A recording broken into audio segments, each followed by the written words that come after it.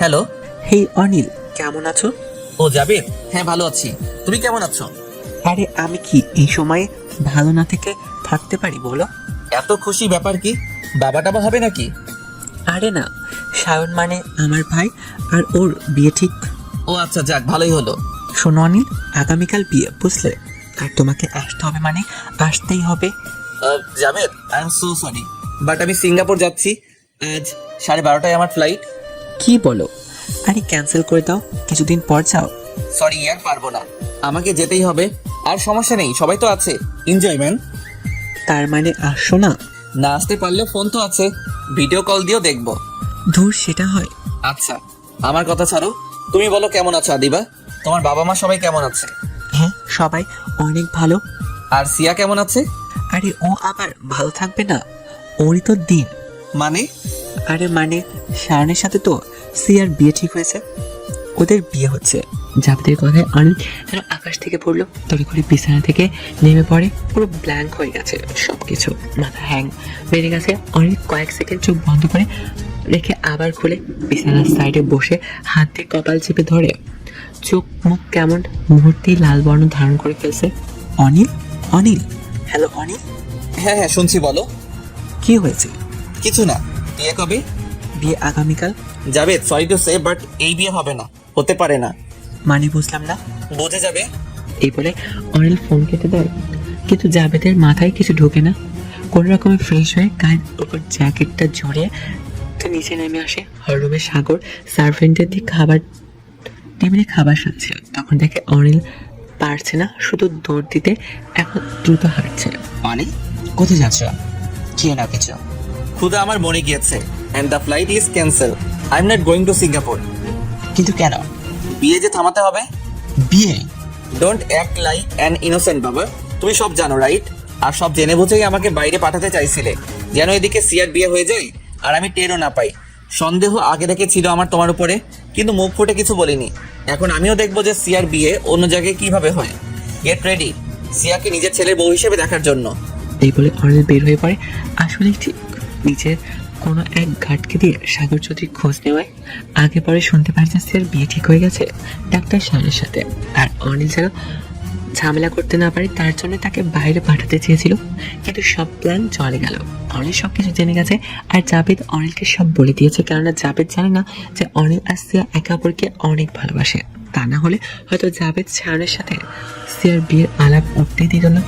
জাভেদ অনিলকে বলেও বিয়ে তো সব না জেনে, আর ওদিকে বিয়ে সব কেনাকাটা শেষ, সব আয়োজন করা শেষ। তবে সবাই ঠিক করছে যে বিয়েটা হবে ঘরোয়াভাবে, এটা তোলা যায়, আর সাথে বাকিরাও। আর আদিবা তো সিয়ার থেকে ফুলে রয়েছে। সিয়া ছিল এক জল জ্যান্ত কাঠের পুতুল হয়ে গেছে, কিছু বলে না, হাসে না, শুধু ফ্যাকাশে মুখ করে তাকিয়ে আছে। এই ব্যাপারটা আদিবা দোলায় সবাই খেয়াল করছে, কিন্তু করার যে আর কিছু নেই। সে শুধু সবার আর নিজের চোখের পানি ফেলে। সে তো ভেবেই বসেছে যে তার বিয়ে ঠিক। কাল সকালে সূর্য ওঠার সাথে সাথে বেশ সানাই বাজে যাবে, আর হয়তো কিছুক্ষণ বাদে হয়ে যাবে সিয়া অন্য কারণ। আচ্ছা, অনেকে এসব কিছু জানে? দিয়া মাঝে মাঝে এটাই ভাবে। এভাবে দেখতে দেখতে বেলা গড়িয়ে আবার রাতের আধার নেমে আসে। সিয়া, তার মা, নানু সবাই হলরুমেই বসেছিল। সিয়া মুড ভালো করার জন্য বসে বসে টিভি দেখছে। দোলা অ্যান্ড শিউলি কাজ করছে। তখনই বাড়িতে আদিবা আসে। জেঠিমা, আই আই, এত দেরি করলি যে? তোকে না আরো আগে আসতে বলেছিলাম। সরি জেঠিমা, আসলে বাসায় সবকিছু গুছিয়ে আসতে আসতে দেরি হয়ে গেছে। আচ্ছা আয়, ভিতরে আয়। আদিবা ভেতর এসে সিয়ার পাশে বসে পড়ে। সিয়ার হাতে একটা পপকর্নের ঠোঙা ছিল, তা আদিবা দিকে এগিয়ে দেয়। সিরিয়াসলি শ্রেয়া, তোর এক ফোঁটাও কি চিন্তা নেই? কিসের চিন্তা? কিসের চিন্তা মানে? তাহলে কি তুই অনিল ভাইকে ভালোবাসিস না? এভাবে এত ইজিলি সব হয়ে দিবি তুই? তো এখন তুই আমাকে কি করতে বলিস? চোখে গ্লিসারিন দিয়ে কাঁদবো? বিরহ শোক পালন করবো, মরে যাবো? কিছুই না। এমন যদি হতো যে কাল সকালে, মানে কাল আমার বিয়ের আগেই যদি আমি মরে যেতাম। চুপ কর, এসব আজাইরা কথা বন্ধ কর তো। তো আর কি করব, ভালো লাগে না এত প্যারা। বাদ দে, খেয়েছিস কিছু? না, খাবো না, ভালো লাগে না খেতে। আদিবা উঠে চলে যায়, দোলের সাথে কাজ করতে লাগে। আর সিয়া তার মুখ একেবারে বাংলার পাঁচ বানিয়ে রেখে দেয়। দেখতে দেখতে বেশ রাত হয়ে যায়, আর আদিবা আর সিয়ার সাথেই থেকে যাবে ওদিকে রাত বেজেছে, চলেছে প্রায় 12টার কাছাকাছি। শায়ন তার হসপিটাল থেকে গাড়ি করে ফিরছিল। হসপিটাল থেকে বেশ দূরে মাঝামাঝি রাস্তাতে আসতেই সামনে কাউকে দাঁড়িয়ে থাকতে দেখে দ্রুত ব্রেক কষে। শায়ন প্রথমে মেজাজ ভারী খারাপ হয়। এভাবে রাত বেরাতে রাস্তার মাঝে এমন করে দাঁড়িয়ে থাকার কোনো মানেই হয় না। শায়ন তার গাড়ি থেকে নেমে পড়ে। গাড়ি থেকে বের হয়ে দেখে সামনে একটা বাইক রাখা, আর তার উপর হেলান দিয়ে কেউ একজন দাঁড়িয়ে ফোন ঘাটছে। মাথায় হেলমেট পরে, যার ফলে মুখ দেখা যাচ্ছে না। হেই, হু আর ইউ? এভাবে রাস্তার মাঝখানে দাঁড়িয়ে আছেন কেন? নিচে যান আর অন্যকে যেতে দিন। কথাটি কানে যায় না নাকি? সামনে থেকে সরুন। আর যদি না, সরি তো। হ্যাঁ, ব্যক্তিটি অনিল ছাড়া আর কেউ না। শায়নের কাছে গলার স্বরটা বেশ চেনা জানা লাগলো। সে কপাল কুঁচকে তাকায়, আর অনিল এবার তার মাথা থেকে হেলমেটটা খুলে ফেলে। এলোমেলো চুলগুলো হাত দিয়ে কিছুটা ঝেড়ে নেয়। হেলমেটটা বাইকের উপর রেখে অনিল একটা সিগারেট জ্বালি শায়নের কাছে আসে। আবরার চৌধুরী অনিল, ধরে নিন তাই। তো এখানে এভাবে আমার গাড়ির সামনে দাঁড়িয়ে থাকার মানে কি? অন্যের জিনিসে নজর দিয়েছেন তাই। মানে? সিয়া, সিয়া? ভালোবাসি আমি মেয়েটাকে অনেক বেশি। সিরিয়াসলি? আমি বললাম তাই না, প্রুভ করার দরকার নেই আমার। কিন্তু সিয়া কখনোই আমাকে এইসব কিছু ব্যাপারে বলেনি। কেন বলেনি? কারণ বিয়েটা পারিবারিকভাবে ঠিক হয়েছে। অর্থাৎ আপনারা একে অপরকে ভালোবাসেন? একদম ঠিক। তাহলে সিয়া হ্যাঁ কেন বললো বিয়েতে? সিয়া হ্যাঁ বলেছে, কিন্তু আপনি না বলবেন। কাল বিয়েটা হচ্ছে না আপনাদের, ওকে? আর বিয়ে ভাঙবেন আপনি নিজে। যদি বিয়ে ভেঙে দিন তাহলে সবারই ভালো হবে, আর যদি না ভাঙেন মনে রাখবেন বিয়ে বাড়িতে সবাইকে কাফনের কাপড় পরে শুয়ে থাকতে হবে। আই থিঙ্ক সে অবস্থা হবে না। আমি তেমন ছেলে না যে থার্ড পার্সন হয়ে কারো লাইফে যাব। ট্রাস্ট মি, আমি যদি আগে জানতাম, বা সিয়া যদি আমাকে আগে শুধু ইশারাতে বলে দিত আপনাদের সম্পর্কের কথা, তাও আমি ভুলেও যেতাম না। সিয়া বলে আরো কোনো মেয়েকে আমি চিনি কিনা। আমি ভুলে যেতাম যে সিয়া বলে আরো কোনো মেয়েকে আমি চিনি কিনা। নিশ্চিন্তে থাকুন, এই বিয়ে কখনোই হবে না। কালকে আমার বরযাত্রী সিয়াকে বউ হিসেবে আনতে যাবে না। বুদ্ধিমান আপনি। এই বলে সিগারেটটা ছুঁড়ে ফেলে দিয়ে অনিল বাইকে বসে হেলমেটটা পরে চলে আসে। শায়ন সেই রাস্তাতেই কিছুক্ষণ দাঁড়িয়ে থাকে, তারপর গাড়িতে উঠে এসে পড়ে। শায়ন বাড়িতে গিয়ে দেখে সবাই বিয়েতে কি করবে না তা নিয়ে মাতামাতি করছে। এইটা দেখে শায়নের কিছুটা খারাপই লাগলো, কেননা সবার এই আয়োজন বৃথা। শায়ন নিজে ঘরে চলে যেত, কিন্তু কেউ খেয়াল করে দেখে জাবেদ একটা কর্নারে দুহাত ভাঁজ করে দাঁড়িয়ে আছে। তার মুখে চিন্তার ছাপ স্পষ্ট। শায়ন কিছু বলতে গিয়েও বললে না। রুমে এসে হাত থেকে ঘড়িটা খুলে ড্রেসিং টেবিলের উপর রাখে। ঘড়ির দিকে তাকে দেখে 1টা বাজে এমন। শায়ন তার ফোনের দিকে তাকায়। সিয়াকে ফোন দিবে কি দিবে না তাই ভাবছে। বিয়ের আগের রাত যেহেতু, তো না একটু ঘুমানোটাই স্বাভাবিক। শায়ন বিছানাতে গিয়ে বসে সিয়ার কাছে ফোন দেয়। প্রথমবার বেজে কেটে গেলে পরের বার সে ঠিক ধরে। হ্যালো, আসসালামু আলাইকুম। ওয়ালাইকুম সালাম। শ্রেয়া, আমি সায়ন। জি বলুন। কিছু কথা ছিল তোমার সাথে। হুম। আজ কোনো কিছু লুকাবে না তুমি আমার কাছ থেকে। যা আছে সব বলবে। অনেককে ভালোবাসো তুমি, তাই না? শ্রেয়া বলো। হুম। তো তুমি আমাকে আগে এই ব্যাপারে বলনি কেন? বললেই কি এমন হতো? মানে কি এমন মানে? আরে কিছুই হতো না, কথা বিয়ে অব্দি গড়াতোই না।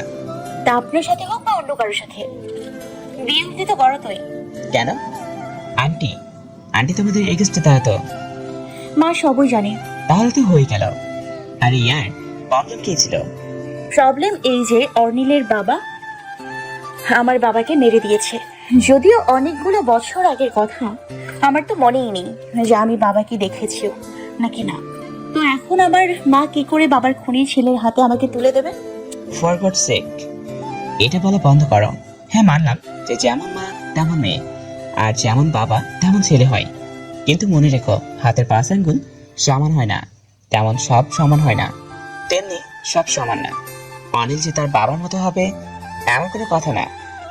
ব্যাপার তা না। অর্নিল ছেলে হিসেবে অনেক ভালো, এটা আমার মাও মানে। তবে এটা তো আসলে হয় না যে আমি আমার বাবার খুনের বাসায় বউ হয়ে গিয়ে উঠবো। এটা আমার মায়ের কথা। আর তোমার? আমি ভালোবাসি। আর যাই বলো না কেন সিয়া, এতে অনিলের বিন্দুমাত্র দোষ নেই। বিন্দুমাত্র না। ছেলেটা শুধু এতে কষ্ট ছেড়ে আর কিছু পাচ্ছে না, কিছুই না। আপনি আমাদের ব্যাপারে কিভাবে জেনেছেন? অনিল নিজের মুখে সবকিছু বলে গেছে। হোয়াট? হ্যাঁ, এখন কি হবে? জি। দুজনেই বেশ কিছুক্ষণ চুপ করে থাকে। না সিয়া কথা বলে আর না সায়ন। কিছুক্ষণ পর সায়ন বলে ওঠে, শ্রেয়া, আমি মাফ করো, আমি বিয়েটা করতে পারবো না। এই বিয়ে হবে না। Shine up. না শ্রেয়া, আমি পারবো না। না, যদি ব্যাপারটা এমন হতো যে অনিল তোমাকে ধোকা দিয়ে ফেলে চলে গেছে বা তোমাদের মধ্যে এখন কোনো রকম সম্পর্ক বাকি নেই, তাহলে আমি অবশ্যই এই বিয়ে করতাম। Because I love you Shreya, because I love you Shreya. আমি নিজেও তোমাকে ভালোবেসে ফেলেছি, কি করে জানি না, তবে যার উপর অলরেডি অন্যজনের ভালোবাসার অধিকার আছে তাকে আমি নিজের ভাগে আবার কি করে আনি? আমার কোনো আপত্তি থাকতো না, কিন্তু অনিল পাগল তোমার জন্য, অনেক ভালোবাসে ও তোমাকে। এতে আমাদের ভালোবাসা, এতে এত ভালোবাসলে যে আমি হয়তো তোমাকে ওর মতো করে কখনোই ভালোবাসতে পারবো না শ্রেয়া।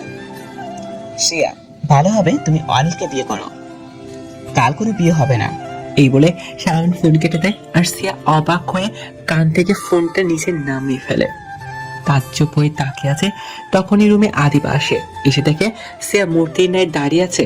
ওই মাইয়া, এবার ভূতের মতো দাঁড়ায় আসিস কেন? নিচে কখন থেকে ডাকতেছি, শুনোস না? বিয়ে হবে না। কি কস? বিয়ে হবে না। মাথা ঠিক আছে কি? আবল তাবল কথা বলতেছস এখন? পাগল হয়ে গেলি নাকি? সে ধপ করে বসে পড়ে বিছানাতে। শাইন ফোন করেছিল, বলল অর্নিল নাকি তাকে আমাদের ব্যাপারে সবকিছু বলে দিয়েছে।